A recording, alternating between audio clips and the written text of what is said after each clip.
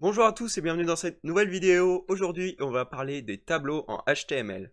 On va commencer sans plus tarder. Alors, la première chose à faire, vous vous rendez dans votre fichier index.html et la première balise que nous allons entrer, c'est la balise table. C'est celle qui permet de délimiter le tableau. Ensuite, il faut créer une ligne. Pour ça, on entre la balise tr. Dans cette ligne, on doit entrer différents éléments. Si on souhaite entrer 3 éléments, par exemple, on doit rentrer 3 balises TD. On n'est pas obligé de revenir à la ligne d'ailleurs pour celle-là. Alors, je disais donc 3 balises TD. Hop. On les remplit avec ce qu'on veut. Par exemple, case 1. Case à droite de la 1. Case tout à gauche. Ok.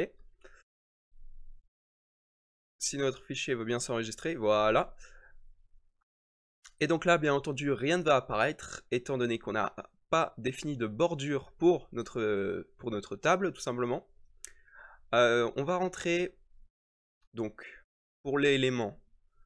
Donc on passe dans la balise table, on est sur une ligne, donc TR, et on va sur un élément de cette ligne, donc TD, hop, et on définit une bordure.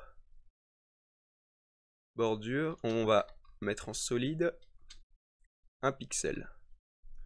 Voilà. Et donc là, normalement, voilà, on a déjà notre petite partie là. On a notre tableau, on le définit pas très bien, étant donné que, de 1, la table n'a pas de bordure. Donc on voit pas jusqu'où le tableau va. Et de 2, les cases ne sont pas collées. Donc on va rajouter ça rapidement. On va mettre table. Hop, on va créer une bordure. Border. Hop. Solide. 1 pixel. Ok. Voilà, donc notre tableau est délimité. On voit comment il est fait. On voit qu'il y a exactement le même espace entre chaque case et par rapport au tableau. Et non, il ne s'agit pas de margin, comme on l'a vu lors de la dernière vidéo. Il faut rentrer la ligne border-collapse. Et la valeur de base, c'est separate. Donc celle qui est actuellement, celle que vous voyez actuellement. Et donc celle qui nous intéresse, c'est tout simplement border-collapse, collapse. Si simple que ça. Et voilà, on voit que du coup toutes nos cases se sont rassemblées. Et du coup on n'a plus besoin du border solide, du border sur la table, étant donné que nos cases sont rassemblées et que de toute façon toutes les bordures sont collées. Alors, afin de rendre ça un peu plus esthétique, on va centrer le tableau par rapport à la page. Donc pour ça, comme on l'a vu la dernière fois, c'est margin. On va mettre 50 pixels en haut et en bas, et auto pour à gauche et à droite pour que ça soit centré, voilà, sur notre page, un peu plus esthétique déjà. Ensuite, on va mettre une largeur tout simplement à nos éléments TD, pardon. Hop, on rajoute une width de 300 pixels, ça me paraît pas mal.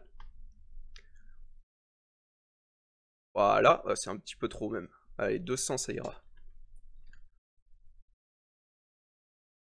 Voilà.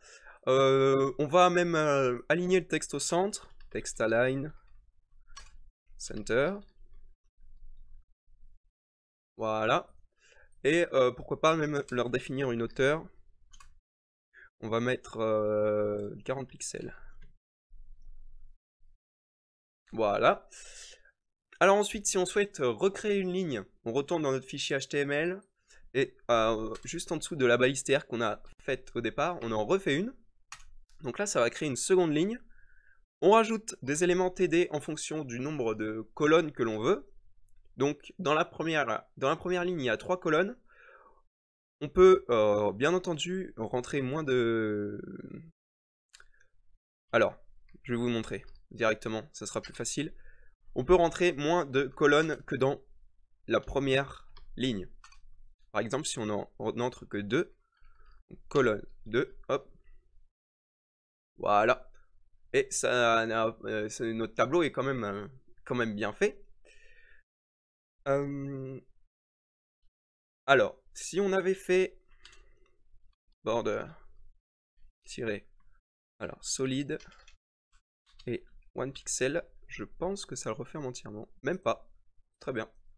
C'était un test, hein. Je testais juste savoir s'il refaisait la dernière case qu'on n'avait pas mis, juste pour s'aligner ou pas, mais en fait non. Tant mieux. Ensuite, si on veut recréer encore une autre ligne, donc on fait en nouveau un élément TR, une balise TD, alors on va mettre C1 pour colonne 1, TD, C2 pour colonne 2, TD, encore une fois, C3 pour colonne 3, et on peut également aller on peut aller plus loin que ce qu'on a déjà vu, que 3 colonnes, pardon. Donc on va essayer avec 4, voilà. Notre tableau est un petit peu difforme, mais c'est pas grave, c'est pour vous montrer les différents éléments qu'on peut avoir. Ensuite, donc on a vu comment remplir notre tableau, maintenant on va voir comment ajouter des titres à chacune de nos colonnes de nos tableaux. Alors pour ça, c'est voilà, ouais. Donc c'est également un élément TR pour fabriquer la ligne, sauf que là c'est un élément TH, une balise TH. Donc on va mettre titre 1. On va copier-coller, ça ira plus vite. Hop. Hop. Ok. On remplace histoire de différencier bien les balises. Hop. Voilà. Comme vous voyez, la balise TH de base a un font weight bold et est centrée. Voilà, parce qu'on a uniquement appliqué sur l'élément TD, on l'a pas appliqué sur l'élément TH, mais il est quand même centré, et en plus de ça, il a un élément bold. Pour vous le prouver rapidement, je vais juste faire comme ça, hop. Voilà, donc seulement les titres sont centrés de base. Donc on va recentrer tous les éléments, voilà. C'est surtout très pratique pour mettre en valeur les titres par rapport aux éléments normaux du tableau, pour y accéder plus facilement en fait dans le CSS, au lieu de faire des classes et idées comme on va voir dans la prochaine vidéo normalement. On va tout simplement taper table tr th au lieu de taper table tr td comme un élément classique en fait. Et donc on va leur ajouter une couleur histoire de bien les voir. On va mettre allez, du orange. Voilà. Donc nos titres sont bien en orange. On peut également leur ajouter une bordure si vous le souhaitez. Border. Non, border, tout simple, ça m'ira. Solide. One pixel. Ok. Voilà. Donc également les bordures ont pris la couleur des éléments. Si on veut pas que ça le fasse, on fait ça. Ou alors on redéfinit la couleur ici, ça ira plus vite. Je vais pas mettre orange, je vais mettre black. J'ai été perturbé par l'élément couleur orange. Voilà. Et également, il faut leur redéfinir une width et une height. Hop, hop. Voilà. Ensuite, ce qu'on va voir, c'est comment on fusionne des colonnes ou des lignes. Alors pour ça, je vais fusionner. Alors je vais créer déjà une colonne ici, contenant 2 lignes, dans l'espace entre le titre 4 ici et le C4. Et ensuite, je vais fusionner la colonne 2 avec la case qui est comprise entre case tout à gauche et C3. Alors pour ça, comment on fait? On fait appel à deux propriétés HTML cette fois-ci. Donc, dans un élément TD, par exemple, dans notre case colonne 2, on va mettre ça. On va mettre col_span. On va mettre 2. Donc, col_span, je vais vous le marquer en commentaire, histoire que même quand vous téléchargez le fichier, vous le voyez. Col_span, c'est col_span égale le fusionneur de lignes, pardon. Fusionneur de lignes. Même moi, je m'en mêle. Donc, normalement, col_span, ça sera pas pour celui-là. Col_span, ça sera pour celui-là, là, entre titre 4 et C4. J'ai rien dit. Je me suis trompé dans mon commentaire, c'est fusionneur de colonnes. Permet de fusionner plusieurs colonnes ensemble. Ok. Donc, on fusionne une colonne en agrandissant l'élément de la ligne. Et pour fusionner titre 4 et pour créer 3 cellules, un espace de 3 cellules ici, il faut rentrer, donc on va mettre à titre 4, on va mettre row span et on va mettre 3. Donc normalement, ça fusionnera les 3 lignes ici, dans cette case-là. Voilà. Et ça crée un espace de 3. Et donc je vais vous le marquer en commentaire également. Celui-ci, c'est le alors, rospan. On va utiliser la même chose que ce qu'on a vu avec col_span. Donc rospan égale fusionneur de lignes. Voilà. Donc ici, vous rentrez le nombre de lignes que vous souhaitez. Attention, si vous rentrez 4, ça ne va pas marcher. Voilà, ça va quand même la créer, sauf que du coup, ça va décaler de 1 votre quatrième élément, du coup notre C4 ici. De la même façon, si là, vous remettez 3, ok. Et si ici, vous mettez 3, donc plus que la valeur attendue, ça va agrandir la cellule, mais elle va quand même être coupée par notre titre 4 ici. Alors, c'est pas ce à quoi je m'attendais plutôt à ce que le titre 4 se décale d'un coup, d'une case, mais bon. En tous les cas, faites attention aux tailles que vous donnez. Voilà. Ok, donc maintenant on a vu comment créer une table simple, on va voir comment rajouter des éléments de différents types dans cette table. Par exemple, rajouter une table dans une table, pourquoi pas. Des paragraphes dans une table, des listes dans une table. Donc pour ça, on recrée une balise table, on fait un élément tr, un élément td, dans lequel on va mettre un paragraphe. On va marquer que c'est un paragraphe. Paragraphe, ok. Ensuite, dans cet élément td, on va rajouter un autre paragraphe.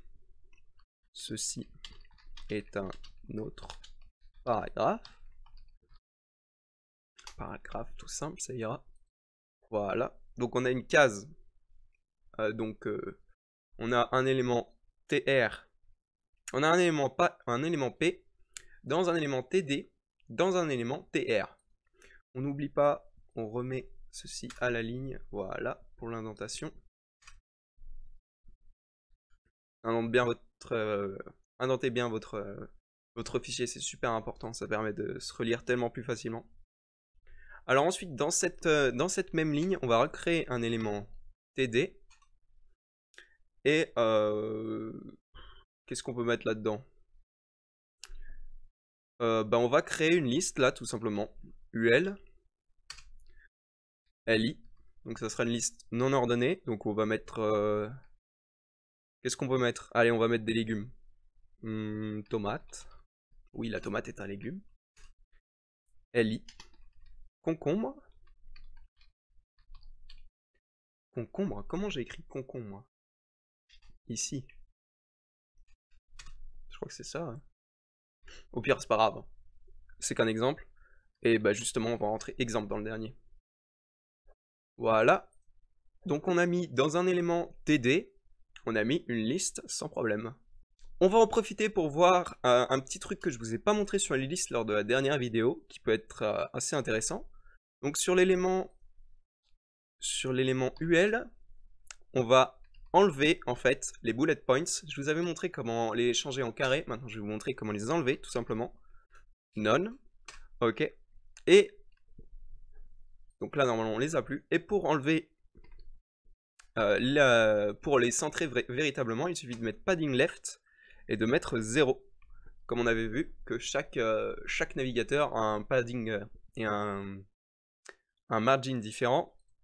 Voilà, donc le texte est centré. On dirait même pas que c'est une liste d'ailleurs, mais ça peut être intéressant dans certains cas.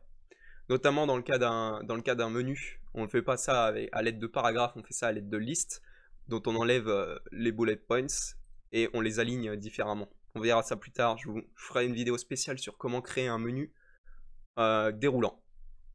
Voilà. Et on va voir maintenant comment créer une table dans une table. Tableception. Alors, on rajoute, on va changer de ligne. Donc on rajoute un élément TR. À l'intérieur de cet élément TR, on va mettre un TD, pardon. TD. Ensuite, on va mettre une table. Une table, on n'oublie pas d'appuyer sur, voilà. On rajoute du coup un élément TR, parce que ça reste une table, après tout, il faut leur rajouter des lignes. Dans cet élément TR, on rajoute des éléments TD. On va mettre... ça va être petit, donc on va juste rajouter des lettres. On va rajouter des chiffres, allez, hop. On va mettre 1. On recrée un élément TD, on va mettre 2.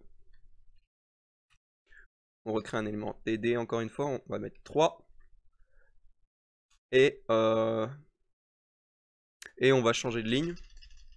Donc on va changer de ligne dans le tableau, dans le sous-tableau, du coup. TR, donc on rajoute un élément TD, on va mettre 1.2.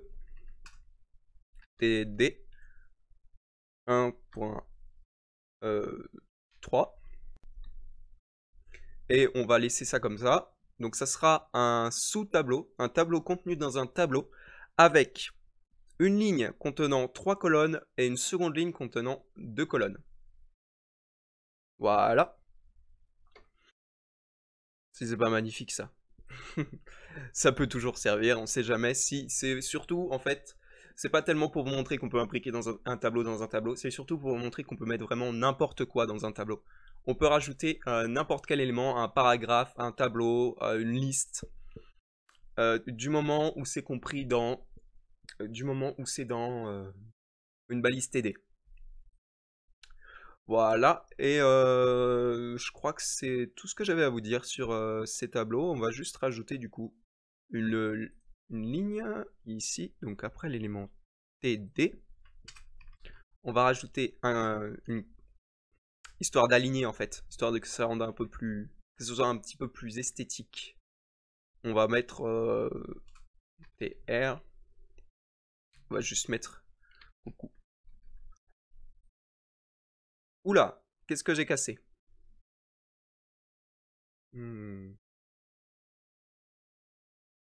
Pourquoi ça m'apparaît là? Qu'est-ce que j'ai cassé? Alors le TR se termine là. Parce que j'ai mis un élément TR, je suis bête. Et oui. Au fond les éléments TR et TD. N'importe quoi. Vous veuillez m'excuser pour cette petite interruption du coup. Oups. Hop. Ah oui, un petit raccourci avec Sublime Text si vous voulez fermer une balise. Si par exemple vous êtes perdu dans vos balises, vous savez plus laquelle il faut fermer. Donc par exemple si on vire ce truc là, si on vire la table là, et que vous ne savez plus en fait, je sais pas, le nom de votre balise ou quelque chose comme ça, vous tapez juste le crochet, le slash, et voilà, il vous ferme la balise automatiquement. Ça permet également de repérer les erreurs dans le code. Si on oublie par exemple un élément TD, ça vaut toujours le coup de tester, hein, ça coûte rien. Vous pouvez vous mettre à la fin de votre document. Hop, mettre un slash, et là, vous voyez qu'il ferme une balise TD. Alors que normalement, la balise est censée être déjà fermée. Si vous avez bien codé votre truc, vous remarquez que si vous faites ça, il ferme la balise TR. Si vous faites ça, normalement, il devrait fermer la balise table. Voilà, donc en gros, si vous oubliez de fermer une seule balise, vous aurez des erreurs en chaîne. Enfin, pas réellement des erreurs, parce qu'à l'apparition, vous n'aurez rien. Mais si vous faites un CSS un peu élaboré, pardon, vous allez avoir des problèmes. Vous allez avoir des problèmes. Donc on referme le TD, voilà. Voilà, il est apparu là-dedans, magnifique. Eh bien, je crois que c'est tout ce que j'avais à vous dire sur les tableaux. Donc on a vu comment faire un titre, comment fusionner des cellules, aussi bien verticalement, donc avec l'exemple avec notre titre 4, que horizontalement. Avec notre colonne 2, on a vu que on pouvait mettre n'importe quoi dans nos éléments TD. On peut mettre des tableaux, on peut mettre du texte normal, on peut mettre des listes, on peut mettre des paragraphes. Et également, on a rapidement vu comment on enlève tout simplement là le style de base d'une liste. Et bah, je crois que cette vidéo touche à sa fin. Merci à tous de l'avoir suivi. La prochaine fois, on s'attaque à un gros morceau, les classes, les idées. On va voir que c'est extrêmement utile. Et je ne vous laisse pas attendre plus longtemps. Merci à tous d'avoir suivi cette vidéo. N'oubliez pas de vous abonner ou de liker ma page Facebook, dépendant où est-ce que vous êtes. Ou même si vous êtes sur ma page Facebook, n'hésitez pas à aller voir mon YouTube. Si vous êtes sur mon YouTube, n'hésitez pas à aller voir ma page Facebook. En général, je poste un peu plus de trucs sur Facebook. Je suis un peu plus actif. Et voilà. Salut à tous.